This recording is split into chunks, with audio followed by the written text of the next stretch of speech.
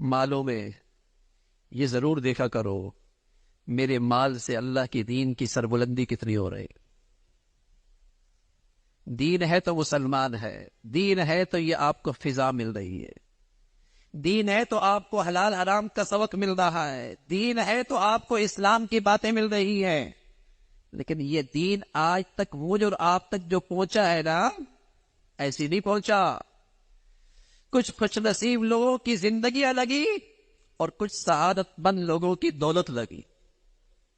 یہ اللہ نے دنیا کو دار الاسباب بنایا ہے، ورنہ اللہ چاہے تو سمندر بہا لے، دریا بہا لے، آسمان نوا چھت بنا لے، گلی محلوں میں مسجدیں بھی بنا سکتا ہے، اپنے گھر بھی بنا سکتا ہے.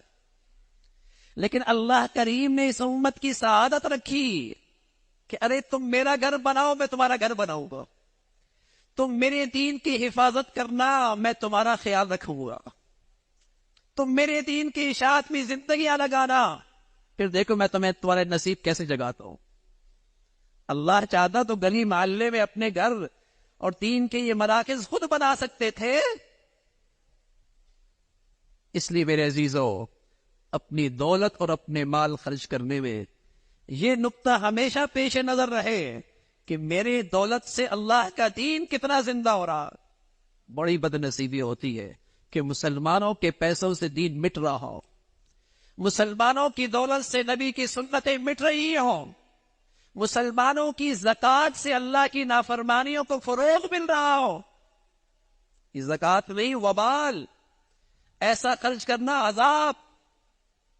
سود کے اڈے آباد ہو رہے ہیں، بے حیائی کے اڈے آباد ہو رہے ہیں، فحاشی اور بے حیائی پھیل رہی ہے. یہ زکوٰۃ وبال. اس لیے اپنے مال کے خرچ کرنے میں اس نقطے کو ہمیشہ رکھو، اللہ کا دین اس سے زندہ ہو رہا ہے، اللہ کے دین کی حفاظت ہو رہی ہے، اللہ کی دین کی اشاعت ہو رہی ہے. پہلے تو مسلمان اپنا تہائی مال صرف دین کی حفاظت کے لیے خرچ کیا کرتے، زکوٰۃ نہیں، ویسے ہی خرچ کیا کرتے تھے. اللہ کا دین ہے تو میں، جیسے میرے اور آپ کی زندگی کے لیے پانی ضروری، ہوا ضروری، روشنی ضروری، اس سے پڑھ کر میری اور آپ کی زندگی کے لیے اللہ کا دین ضروری. لیکن یہ دین دو چیزوں سے زندہ رہے گا نا، دو خوش نصیب لوگوں کی محنتوں سے زندہ ہوگا. ایک کی زندگیاں لگیں گی، ایک کے وسائل لگیں.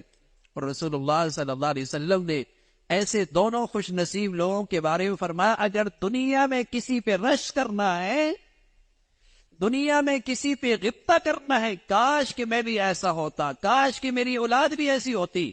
فرمایا یہ دو طبقے ہیں جو اپنی زندگیاں اور اپنا علم اپنے اللہ کے دین کے لیے صرف کرتے ہیں، اور دوسرا جو اپنی دولت اللہ کے دین کی حفاظت کے لیے لگاش. تو میرے عزیزو، مال اللہ کی نعمت ہے. اب یہ ہمارے حق میں اللہ کا انعام بنے، اللہ کا فضل بنے، اس میں اللہ کا حق ادا کرو. اللہ تعالی ہم سب کو اس کی توفیق نصیب فرمائے.